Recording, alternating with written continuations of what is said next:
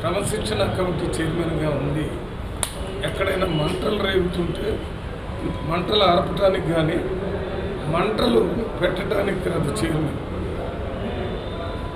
కొంతమంది నువ్వు disciplinary committee chairman కాబట్టి అది చేయాలా ఇది చేయాలంటే నా పని ఫైర్ ఇంజిన్ పని.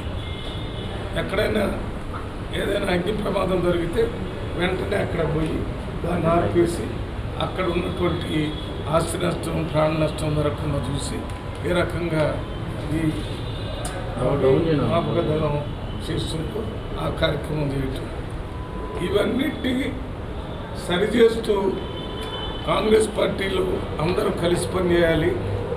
దానివల్లనే కాంగ్రెస్ పార్టీకి ప్రజలకి లాభం జరుగుతుందని రాహుల్ గాంధీ గారు, రేవంత్ రెడ్డి గారు, మన మీనాక్షి నటరాజన్ గారు, మహేష్ గౌడ్ గారు వారంతా ఆలోచన అదే ఆలోచన నేను కూడా చేయడానికి ప్రయత్నం చేస్తున్నాను.